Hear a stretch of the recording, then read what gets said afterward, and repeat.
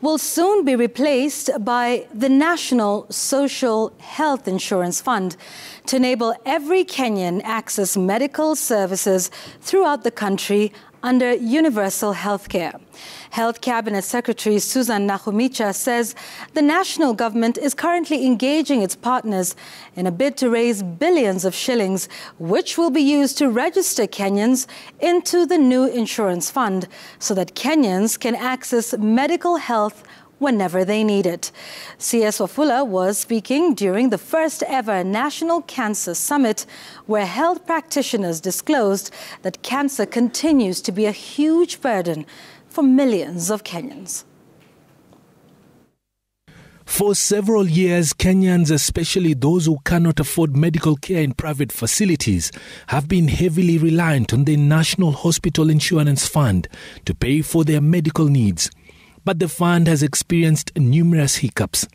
Many patients decrying the fund's inability to cater for various ailments.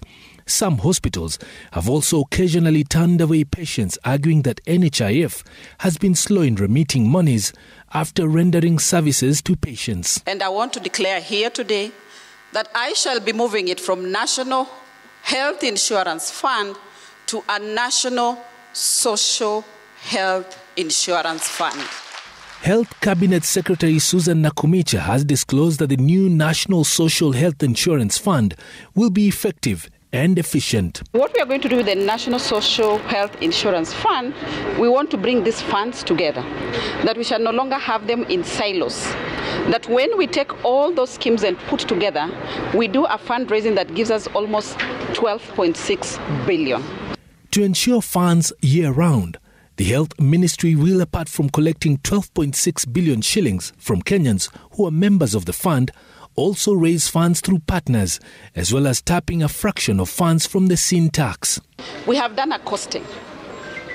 We have been ripped off by the cost of commodities and many other things, and diagnostics and all that.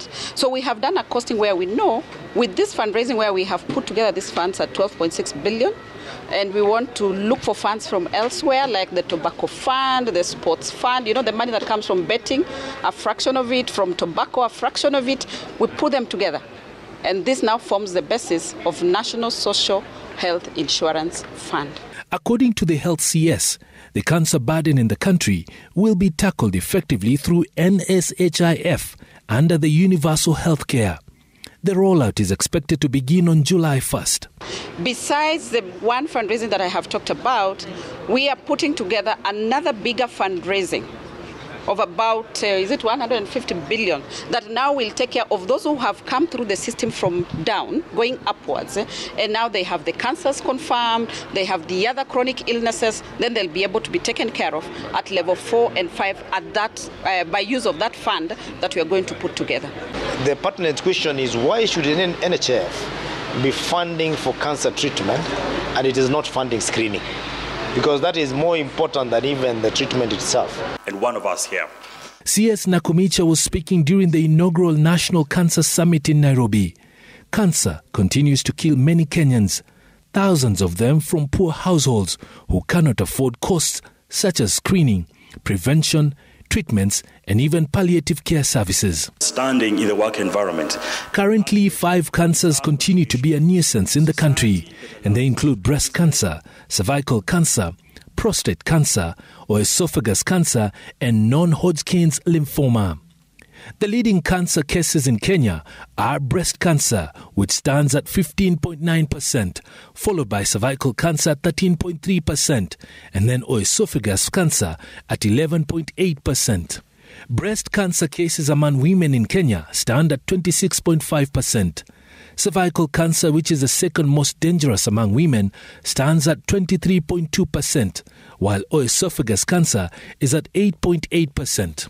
Prostate cancer cases are high among men at 23.7%, while esophagus and colorectal cancers follow at 15.9% and 8.8% respectively.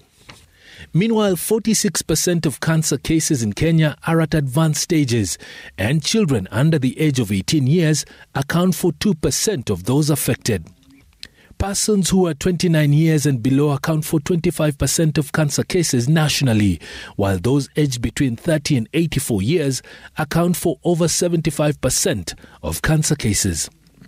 The United States is proud to be the largest contributor to Kenya's health sector. Our annual investment of more than $600 million comprises the single largest component of Mission Nairobi's budget. Saa hii katika counties 47 pali unaweza screen cancer ni counties tuko na centers 17 peke yake katika Kenya mzima. The two-day summit, which comes to a close tomorrow, has attracted over 500 delegates from across the country. Nimro Tabu, Citizen TV.